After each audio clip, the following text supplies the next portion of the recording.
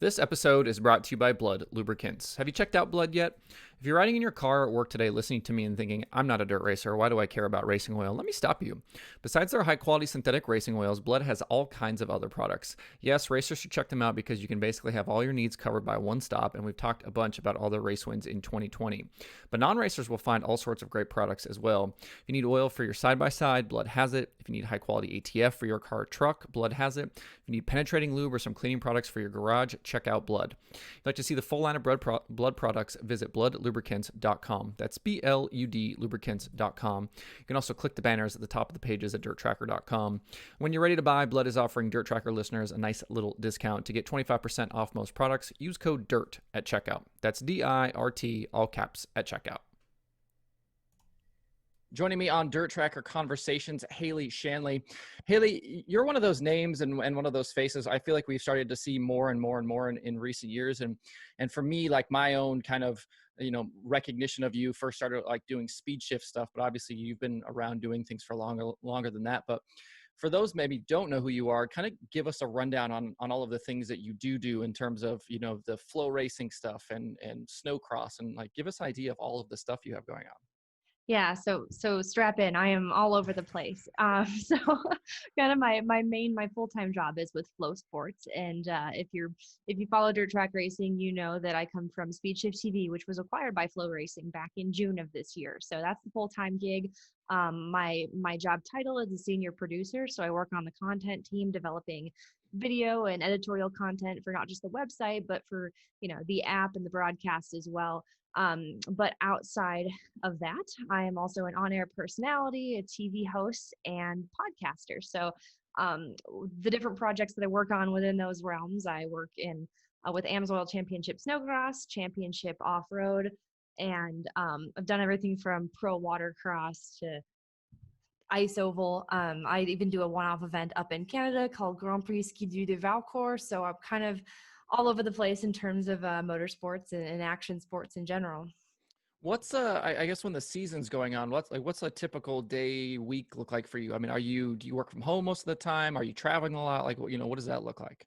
I travel a lot. So I would say it's very rare that I get to have a full 5 days home during the week. So I kind of split my time between Indianapolis. That's home right now, but I'm originally from Minneapolis up in Minnesota. So I spend a lot of time there, especially in the winter, just working on different projects with Snowcross, which is also owned by the same company as Champ Off-Road. So it brings me up there quite a bit. But the average week, let's say in the wintertime, I'll start there. I've traveled pretty much on the weekends. So I will go to an event I'll leave usually like on a Thursday. If the event's Friday, Saturday, or Sunday, that'll put me home Sunday or Monday. Home for a few days, just grinding at the office, try to take a little bit of time for myself. But it's never really a full like weekend, like 2 days off, like typical 9 to 5, and then just do it all again the next weekend. Now once dirt season hits, once dirt track racing really fires up pretty much in the Midwest and everywhere else in the country aside from the Southwest and West Coast, it's a little more, my schedule's a little crazier because we'll start to get more midweek racing. So I'll be gone on a weekend, and occasionally I'll be gone for 14 to 21 days at a time, just hotel to hotel, living out of a suitcase, trying to get laundry done if at all possible. So things kind of slow down a little bit for me come end of September. Like this year, this was actually a big rarity. And it wasn't even really because of the pandemic or however it worked out, but I have never had an off season before. But I'm going to call this an off season because I wasn't traveling to events. So after there's Governor's Reign, and then 2 days later, I went to Crandon Off-Road for the season finale for Champ Off-Road. And after that, I have not been to a race on the working side. I think I have as a fan, but on the working side since then, and I don't have plans to until January when Snowcross starts up again. So it's been nice to enjoy the downtime in the office, but it's a full year-long grind. I was reading the thing that you wrote for Flow about like trying to get dirt fans like into motocross, And you kind of mentioned in there about like not really knowing what dirt racing was and kind of until much later. And I'm kind of similar in that vein. Like I certainly knew what dirt racing was as a kid, but like didn't really get into it until much later. And for me, like my real heavy involvement didn't happen until I started working for the Outlaws in 2013. But I know you kind of have a similar story. And my favorite thing in there was that you didn't really know what it was, and you guys went to some guy named Delansky's house and was like doing motocross stuff there. So I want to hear that story and how you kind of got introduced to dirt racing. Yeah, I'm excited to tell it. Back like growing up where I grew up, um, I say Minneapolis because that's like the closest hub, but it's kind of on the edge of Minneapolis slash central Minnesota. And where I'm from, like, there's a sprint car scene. Like the Heskins are actually from the same hometown as me, and I didn't know that until I was out of high school. Tornado Tori, she lives in that area, but it's just not a big hub for sprint car racing and dirt racing in general, right? So I grew up on with dirt bikes, and a lot of my friends who rode dirt bikes with me, they would go race snowmobiles in the wintertime with the National Snowcross Series or even the regional series. So I was just exposed to snowcross at a very early age. So snow and moto is definitely my background. And it wasn't until I was a what was it my sophomore year of college. At the time I was going to St. Cloud State, and I picked up an internship with my home snowcross track. There was a company that came in who was streaming their snowcross races, and me going to school for broadcast, I'm like, perfect. So I would run the camera for them, and this company actually specialized in dirt track racing. Snowmobiles were just kind of what they were dabbling in on the side. So a few weeks into that, they were like, come along to a dirt track race, which I didn't realize what it was at the time. It was the 2012 Tulsa Shootout. So that was my first exposure to dirt track racing. And like you had mentioned in an article, coming from a form of racing where it's high flying, it's jumps, it's outside of a cage, it was so different for me. I'm like, they're going in circles. Like, it seems pretty simplistic. I don't know what to look for. I didn't have the instant appreciation for it. So that was difficult. But I got through the event. It was a grueling one. That's a long couple days. But yeah, just I stuck with the company for a while, and that was kind of my first exposure to dirt track. I worked a lot in modifieds that year. Modified racing is awesome. And then eventually just started to work more on the segued into non-wing sprint cars and midgets. And then along the way too, also worked heavily on the winged sprints car side. But yeah, like you said, that wasn't really until 2012 that I was exposed to oval dirt track racing. How long, I'm guessing with the motocross stuff and the snowcross stuff and you have a good knowledge base, obviously, of what's going on and how all those things work. How long did it kind of take you once you first started kind of going to dirt races to really feel like you grasped what was going on with formats and drivers and car types and all that stuff? I think by the end of the year, so that same year would have been by the end of 2013, I had a really good grasp on the format, what this is. I still had very much to learn about the machines themselves and whatnot, but I had a good grasp on the culture, the who's who, what are the big races, where's the star power in it. So it really took me until then, but then that's when it kind of hit me about a year after that first Tulsa shootout is like, there is so much more to dirt racing than just the micros or the modifieds. And it just, it really expanded my horizons to be like, whoa, there's not just different forms of dirt track racing, but they are so vastly different, like culturally, like fan base wise, like everything. And that's what makes it so fascinating is it's all these different sports. So it's at times it can be really hard to group them all into one realm. The thing that they share might be the shape of the surface that they run on. So it definitely took me at least a year just to kind of get my bearings and realize that there's so much more to explore. When you are, you mentioned kind of going to college for journalism or for broadcast. Did you have thoughts then that you wanted to do, broadcast and sports, do pay reporting, do all of those things? Were you thinking more news? Like, what were your ton of thoughts back then? Absolutely. So like growing up, I was always watching Monster Energy Supercross or Lucas Oil Outdoor Motocross. And I always wanted to be like Jamie Little and Aaron Bates. I thought they were and they are just badass women. So I would, when I'd be watching a race, I'd find myself paying more attention to what's happening on the production side and kind of asking myself, like, what are these broadcasters, like, why are they making the decisions they do? Why are they talking about this thing? And just kind of the whole run of show. And that had always fascinated me. So I was very lucky in high school, actually. When I was a junior, they built a whole brand new high school, and we had this professional broadcast studio. So there's broadcast journalism classes. I took them and it clicked. And that's when I knew, like, okay, I can see myself in this field, and knew that's what I wanted to do as a kid. I was daydreaming about it, but I'm like, okay, this is what it's going to be. So went to school for it. Originally started on the path of broadcast journalism, and how it actually worked out credit wise, almost identical to the degree, but I ended up graduating with a public relations degree. Yeah, I very much knew it's what I wanted to do. And college was hard for me. I wasn't like, not a super book smart person, like studying. It's just funny now because I study all the time for my job. But back then, like, to get me to crack open a biochem textbook, like, that was painful.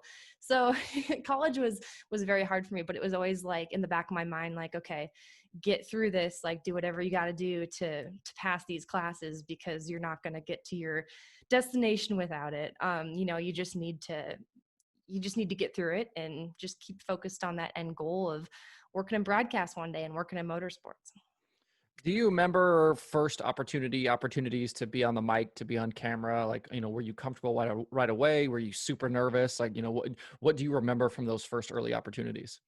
I was super confident rolling into it. I knew I wasn't like, you know, the best of the best, obviously. But the thing about working on camera is it takes so long for someone to take a chance on you and to hand you a mic. So, and I think the industry is changing a little bit now. You kind of are in a position to create your own opportunities, your own platforms. And that's just the way the world of digital media has gone. But for me, it was I had graduated college. I've been out of college for a number of years, and I was working with AMSOIL Championship Snowcross. I ran their social media accounts, and Kate Osborne was our CBS reporter at the time. It was a good friend of mine.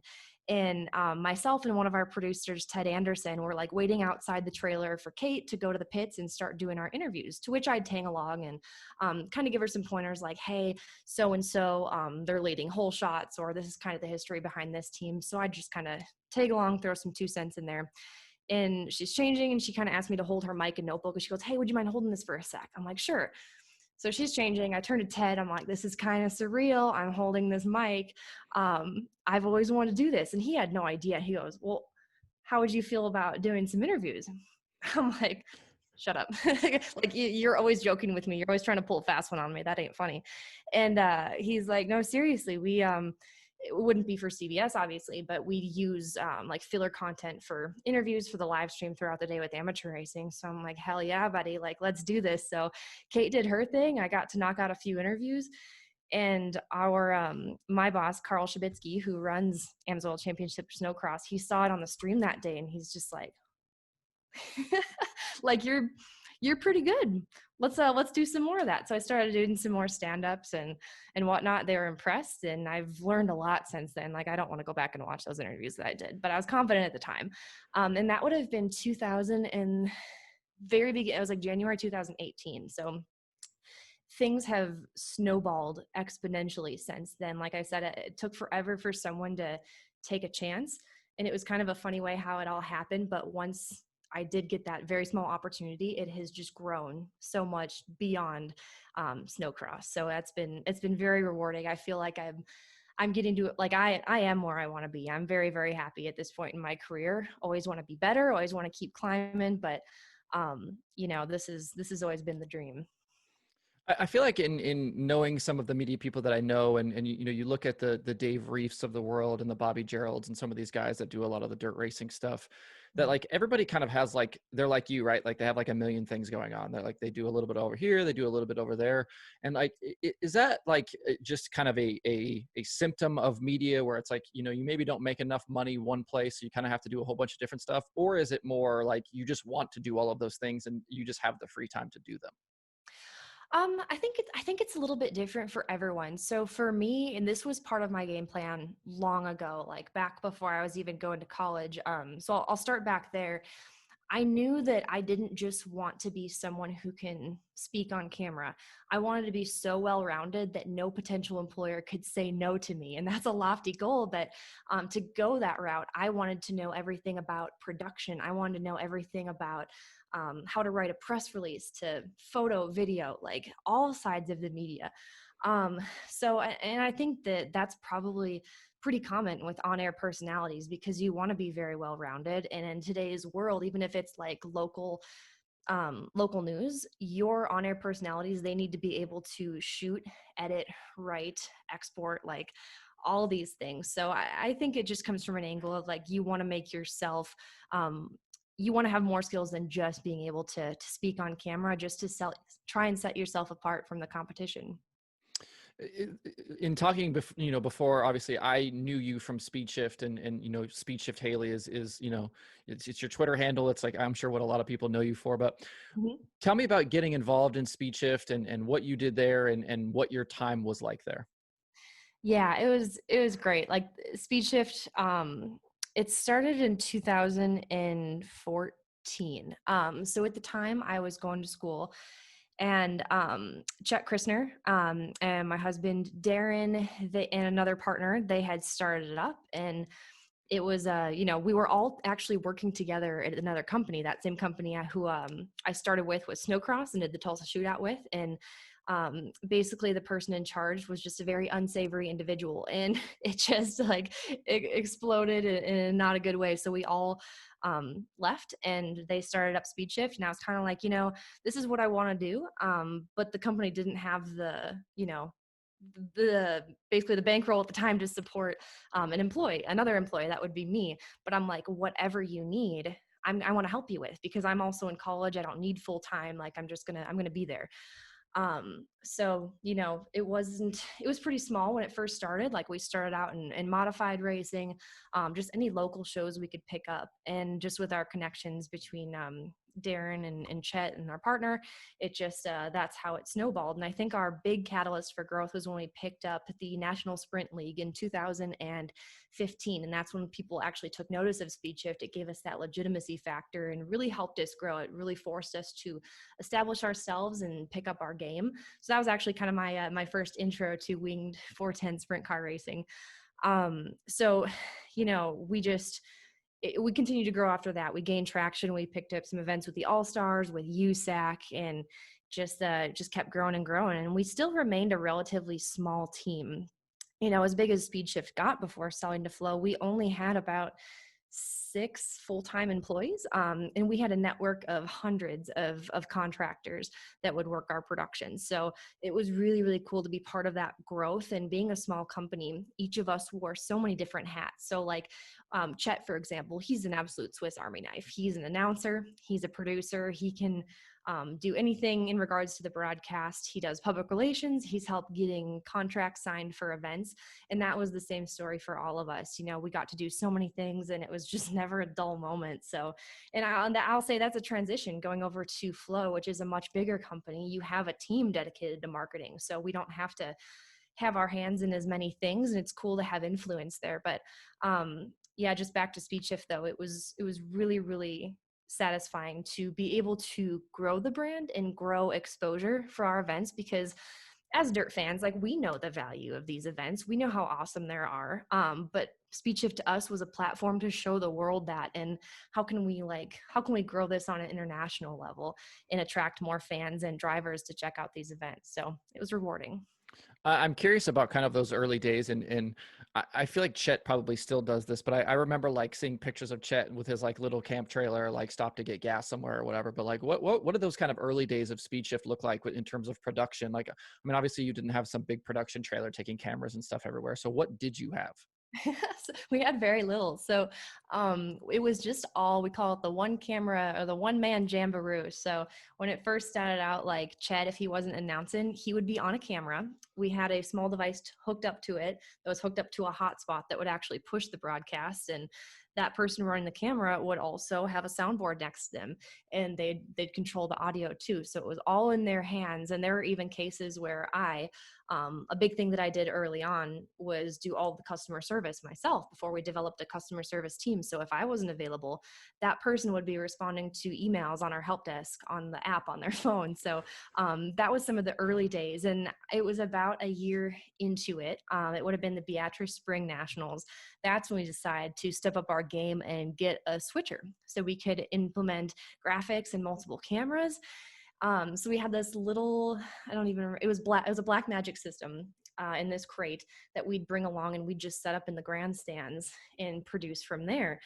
There was no room in the announcing towers at a lot of tracks, and there still isn't, which led us to getting the camper with Chet and production trailers. But at the time, didn't matter if it was 10 degrees or 110 degrees. We'd have a producer in the stands for select events, just doing the thing out there. So it definitely got a lot more comfortable by the time by the time 2020 rolled around, that's for sure.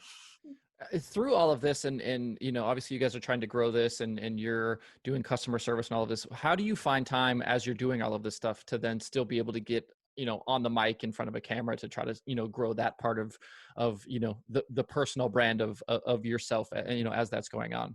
Mm. So it was just kind of an acceptance of just knowing that you're not going to have a normal schedule like my parents had. I don't come from a racing family, so I'm not going to have, at least for the foreseeable future, a regular 9 to 5, 5 days a week. I have the weekends to work on my personal brand or go pick up a hobby, whatever that is outside of racing. So it was just the acceptance of that. And when you love something so much, you love your work. It's not a task. It's you're doing it because you're passionate about it and it's fun. So it's just 7 days a week. I kind of struggle with insomnia from time to time, so I'll be at work until 3 a.m. and that's not a rarity for anyone from the Speed Shift team that went over to Flow. So it was just a constant grind, keeping at it. Obviously there's sometimes you do just have to step away from work for a little bit for your sanity, but just staying consistent with it. And I knew my career goal was, like I said, always to work on camera, specifically at the time, and it still is, but to work with motocross and supercross on camera, dirt racing in general. And I knew to do that, I just needed to stay focused on my personal branding, my personal networking, all that good stuff. So it was just kind of like it was through college. It was just always at the back of my mind that I need to stay consistent with this if I want to be able to do this beyond Speed Shift. And luckily, kind of the latter years of Speed Shift, there started to be more of an opportunity for my on-camera work and podcasting within Speed Shift. But I've just always been open to opportunities without it, because I think diversification and not just the forms of dirt track racing that I can work in and educate myself in, just motorsports in general. Just being able to learn them and add them to my resume, it can only help me be better in each of their respective sports. So diversifying is also how I think I've really helped grow my personal brand and build connections. How often were you, when you were at Speed Shift, were you able to get on camera and do things? I know you just said you did it more kind of later on, but were there those opportunities there to do that when you were there? Yeah, there was.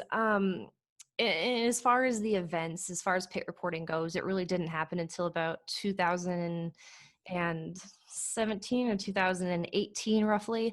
But and that was actually kind of when I started on camera too, with the snowcross deal, that story I was telling you about.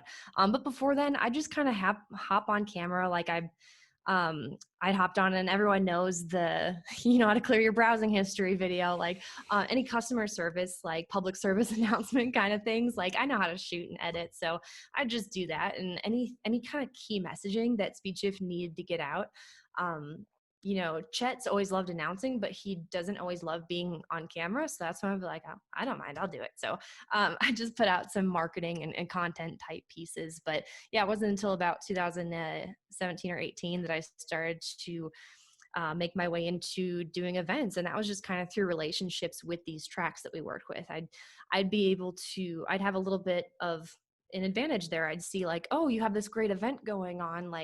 I see you don't have a pit reporter. How would you feel about me coming out and helping out? And any sponsor promotions you need, any fan engagement, I would love to help you. So that's kind of how I built connections there and got my name out, was just through our partner connections at SpeedShift. Being the like badass that you are with jumping on a motorcycle and going and doing crazy jumps and racing and all that stuff, have there been opportunities for you to like actually get in a midget or a sprint car modified or something through the years?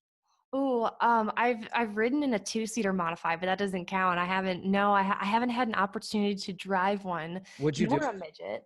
Oh, absolutely. I okay. think though, like, and it's the same thing. Like when it comes to like riding other people's dirt bikes too. Like I am more concerned about their equipment than my safety.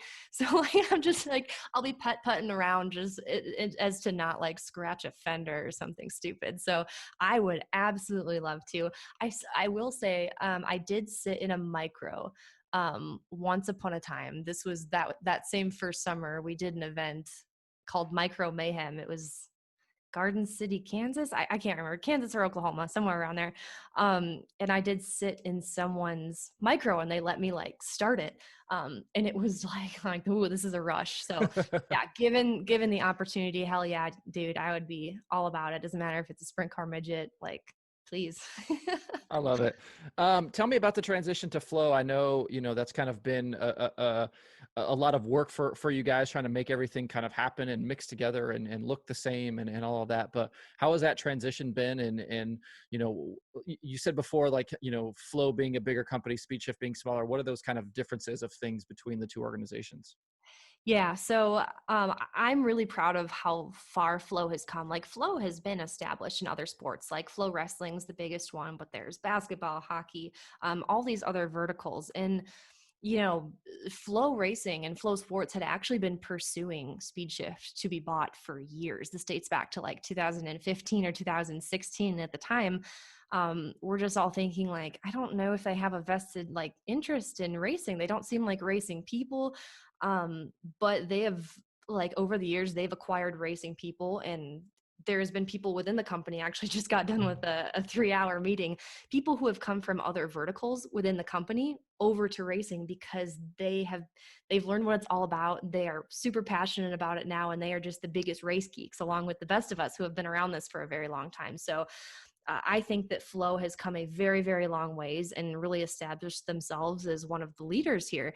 And that was what really attracted SpeedShift to sell to them. So I think kind of the catalyst in SpeedShift ultimately pulling the trigger to go over to Flow was our good friend Michael Rigsby and Dirt on Dirt. Once they were acquired, it's like, okay, there must be something very legit here. They must like, for Rigsby to sell to Flow, like he must have saw something there. So we just stayed in very close contact and um it's our relationship with them and that I think also made this transition very easy for us. And I say this transition, it's still ongoing. Like we're all said and done, it's going to be about a 2-year transition process, but kind of the bulk of like our subscribers and in our events and everything, that's all done. So right now it's just a matter of like just figuring out ways. Like we look back at Speed Shift and Dirt on Dirt and we're like, okay, in what ways were we successful that Flow can be doing now? So that's kind of the phase that we're at, is just getting our teams to mesh. And like I said about Speed Shift being a smaller company too, it was a little bit strange and it does still make me uncomfortable at times. But I just have to remember this is for the better. Because we were all running ragged with Speed Shift, trying to wear so many hats. Like I manage our customer service team. I do graphic design, editing. I'd be on camera too. And some of those things like customer service, graphic design, that is completely off my plate now. So I see it. It's like my little children, they've been distributed to like other departments in the company. And I'm like, oh, I want to like have a say in that. And I know that I know I can give feedback and be a part of it, but it's just not my department anymore. So it's been really weird. And sometimes it kind of hits you and like you get inside your own head and you think it's like, did this get stripped away from me because I'm terrible at it? No, Haley, you're an idiot. Like this was all part of the plan. So it's been emotional, but I think in more good ways than bad. But just an ongoing process and overall things going very well. And one thing that's super satisfying to me is like my teammate Gabby Jaffe. She comes from Flow Rodeo, and it wasn't until like March that she came over to Flow Racing. And just to see someone from completely outside of our sport, never been to a race before, never couldn't tell you the difference between a late model and a sprint car, to see her come over and now she's just like this, you'd think she's this wily veteran of dirt track racing, just a huge fan. That is really, really cool to see. So I expect to see more of that in FloRacing is one of the fastest growing verticals right now at the company. So it's we were able just to kind of hit the ground running with the acquisition of Speed Shift, just full steam ahead. And we really can't wait to unveil some things that are in store for 2021. You mentioned it there a little bit, and I'm kind of curious about like this kind of idea of legitimacy, and it's one of the things like working for World Racing Group as I did. We had a relationship with Flow pretty early on. They were putting on Super DIRTRACKR Series races and that thing, and like even small things like not knowing the difference between like modified types, right? And it's like it's something that like if you're in the industry is like it's like sacrilegious that you don't know the difference, but like obviously people on the outside they're maybe not going to know the difference. And I'm curious as you've kind of watched the Flow kind of life, journey here in the last 4 or 5 years, especially being, the opportunity to maybe be a part of it 4 or 5 years ago and to where it is now. And to have people like you and Rigsby and, all of the Dirt on Dirt guys and hiring Tyler Burnett now. And, it's like all of a sudden, like all these dirt people are there now. It's like, how has that changed, the fan and, kind of the dirt racing community's view of Flow, do you think? And I think that is something that's so paramount to me personally, and I know it is for everyone that came over from Speed Shift and all of our team at Flow. Like I remember back in the day, like seeing things from. I'm not trying to throw Flow under the bus here. I'm really proud of how far it's come along, but way back in the day, they might have posted a photo to their website of a modified under like a late model event or something like that. And I can't think of a specific example, but I know super small things like that would happen. And they've come a long ways. They've become more educated, and I think that you can't be successful in this industry if you don't have people that are subject matter experts and very passionate about this stuff and who take the time to learn it. And that's not to say they weren't trying. But I think they've really done a good job of seeking out who these subject matter experts are in this industry, finding out what it takes to get them on board and build a connection with the audience, because racing in general doesn't matter if it's two-wheel or dirt track racing or maybe even drag racing. I don't want to say it's clicky, but I think that you have to earn people's respect in this industry for sure. And one thing that I'm really proud of what I've been able to do with Speed Shift, and I think Chet does a phenomenal job of this also, it was even better than me, is just building a connection with the audience. He is speaking directly to the viewers on the broadcast, and he's engaging with them on social media at the same time, talking about tweets on air. And I like to do a bit of the same when I can. And to have a viewer, have an audience knows that you can connect with them, and you respect this culture, this racing that they're so passionate about. I think that goes a very, very long ways. So like you had mentioned, it's really cool to see more and more of that over at Flow. You guys have been doing, we're getting ready for Tulsa Shootout here in 12 days or so, and then Chili Bowl, not too long after that. And you guys did like a whole big tour of shops and things like that. How much fun was it to get out and see some shops and to talk to some drivers and some crew guys and stuff kind of in advance of those events? Oh, it's been so much fun. I didn't do much for midget racing this year. In 2019, I worked with PowerEye, and so I got very close with a lot of my midget friends, and just haven't seen as much of them this year. I might have at a USAC race if they were, along with the sprint cars, or if the sprint cars were, with another series that I was working with. So it's just been a reunion. It's been really great to catch up with some of these characters, like Dason Pursleaf with Keith Coons. He has come so far since the beginning of 2019 when I first started working in his space and interviewing him. So it's been really cool to catch up. And Tim Clausen's a good buddy of mine. They're all good people up there for sure. So it's just nice to connect with them. And I know I've seen Brady Bacon all over the place between the non-wing, the wing car, and the midget world. So go hang out with him and his wife for a little bit was really cool and explore their shop. And I actually went down to Tulsa for a very quick trip. Got in Monday, flew home Tuesday night to go shoot some pieces on the building of the track. And that's actually coming out today, I believe. So we have some more pieces kind of like the late model side of Flow and Dirt on Dirt did leading up to Eldora, kind of like the Mhm. Road to Eldora pieces. We're kind of doing some similar stuff, content that'll be coming out throughout the holidays. So it's been a lot of fun. I've kind of been in this like phase of transitioning from dirt to snow, but this year, what my goal was to bring in more dirt to that schedule. So I'm just kind of diving in back to dirt events here and there. So it's been a lot of fun to go out and shoot this content. One of my favorite things about Flow is all of the other things that have, kind of come out of this. It's not just the streaming broadcast, it's all of these other like little documentary style pieces, the all access stuff. When you guys are talking about content, what do those conversations look like? What is, who are they just big brainstorming sessions? Like, what is it? Are you trying to, you're looking to other sports, other, other entertainment, areas to find ideas? Like, what does that look like to try to put together those content plans? Yeah. So one thing, like I had said, that Flow has is that they have established themselves in other sports. So they'd already been doing films and all access pieces, mic'd up segments, like you name it, for other sports for a very long time. And they've actually produced full length documentaries for some of these sports. So I know that video content, like it's been around for a long time in our sport, but it just hasn't been done consistently by a media company or a series or so that's one thing that Flow brings in from their other sports is that consistent content. So um, and the people that control the content are the people like the Tyler Burnett's, like myself on the content team, Tim Truex from Loud Pedal. He's my boss. So it's all these people who are very, very involved in the sport that we've been able to bring on to our team that are just kind of the eyes and the ears of the industry. And they'll say, oh, I have a really good idea. I personally want to know about track building. So let's go down to Tulsa and shoot this piece. Or I hear so-and-so wants to break this news. So let's go up to his or her shop and shoot this. It's just been a really big push within Flow, and we have some of that content free, some of it's behind a paywall, so it's just kind of finding that happy medium of how we get this out there. How do we provide more content, more in-depth, an in-depth look at our sport? Because especially this year with COVID, like fans, their eyes and ears on the sport when they can't get to the track are through the camera lenses. So I think now more than ever, it's just been such a big push to put that content out there, whether it's video, a write-up, or just a photo gallery or something to give the people something. And it's been that's something I'm really passionate about, is that content side.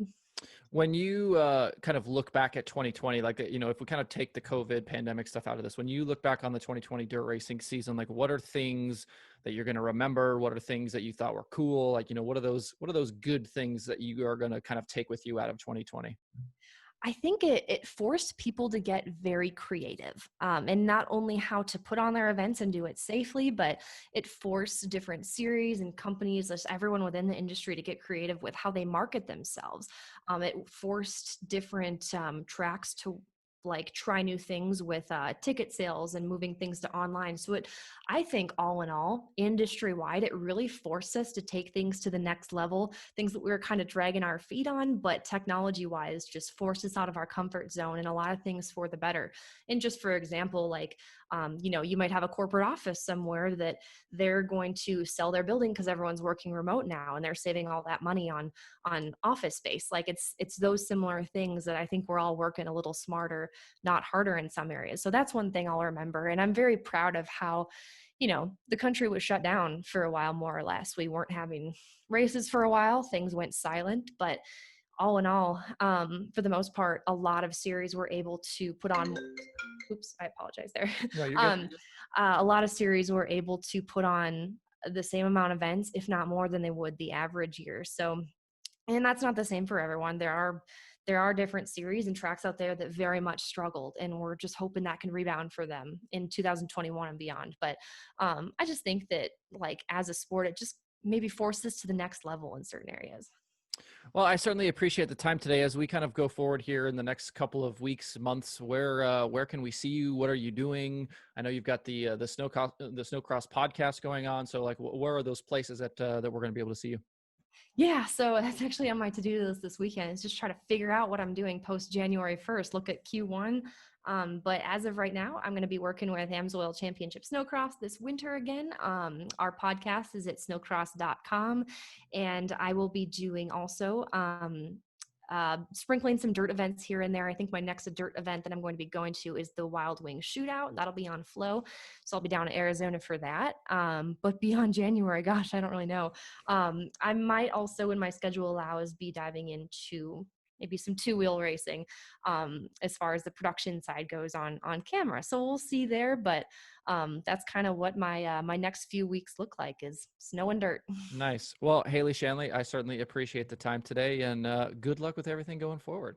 I really, really appreciate it. Thank you so much for having me.